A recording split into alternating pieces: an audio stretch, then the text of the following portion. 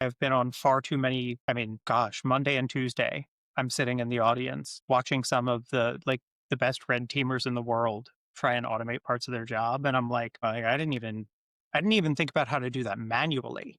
Right.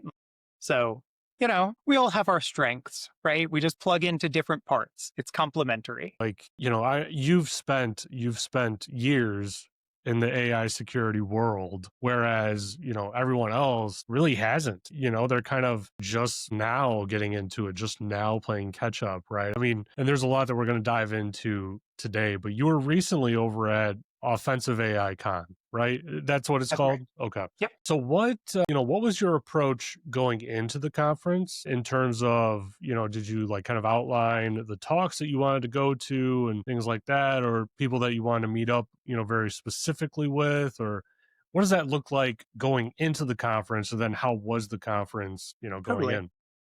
Yeah. So I think one cool thing about Offensive AI Con, as I have gotten older, I have found less joy in the DEF cons and black hats. And maybe that's, social. And maybe that's just the artifact of specialization. But so it was a single track conference over 2 days. So I didn't really have to pick and choose talks. It was kind of like there's only really one option. And it drew a lot of inspiration from LabsCon, which you may have heard of. And so it's invite only. It's not that exclusive, but like you had to register your interest essentially, right? You can't just show up day of and buy a ticket. So everybody there was super engaged. I had a couple of people who I already knew and was eager to meet up with. There was at least one person there who I haven't seen since 2014. Wow. And like, I didn't even know that he was working at the company he was working for. But, overall, it was a really cool experience. I thoroughly enjoyed the conference. And, it covered offensive uses of AI. So a lot of focus on bug finding, vulnerability discovery, but also like automated patching, service discovery. So, a lot of the things that are really important. So when I got on stage, because I was a speaker, when I got on stage, I was like, I just want to clear up that I'm LARPing as a red teamer. Like, I'm not really one of you, but there's a lot of carryover.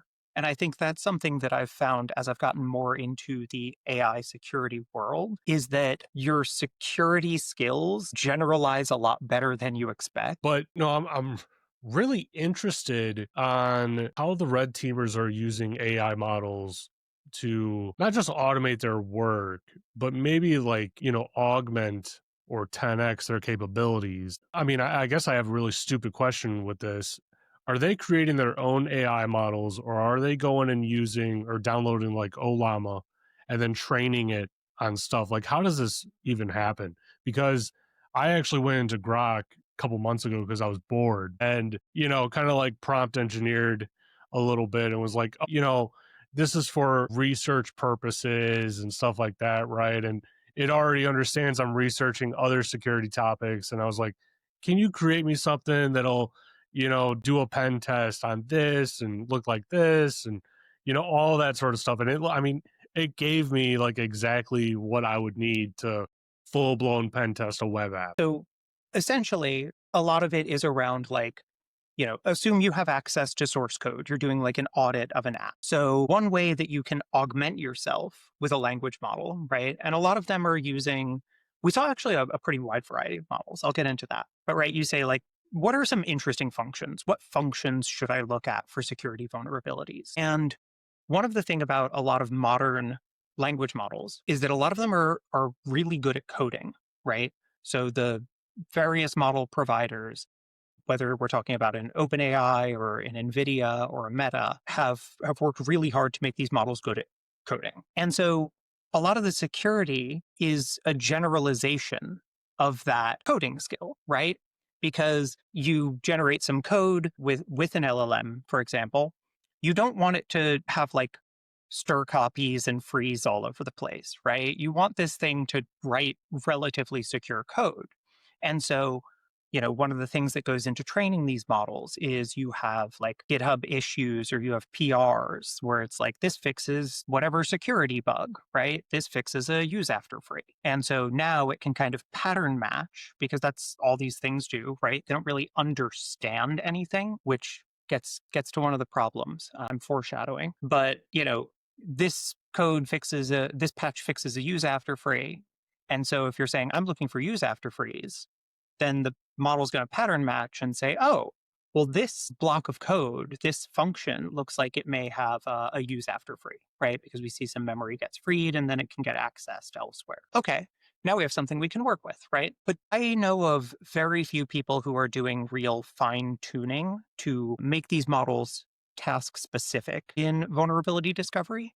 I think that that is something that is very much going to happen because one thing that I found in my research in my talk was I used some of the frontier models, right? The Claude Opus 4 or 5, 4.5, Sonnet used GPT-5 with high reasoning, uh, which I did make some comments to an OpenAI employee who was in the audience about, like, I don't know why you called list strings 6 times. That's not a function worth calling 6 times, especially in a row.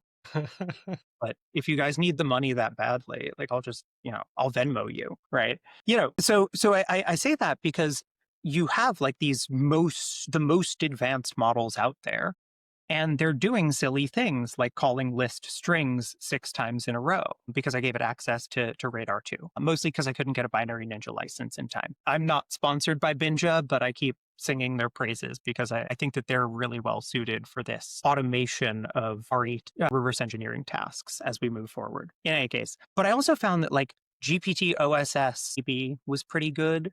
I even got okay results with some of the like 8 billion parameter models, which by 2025 standards is small.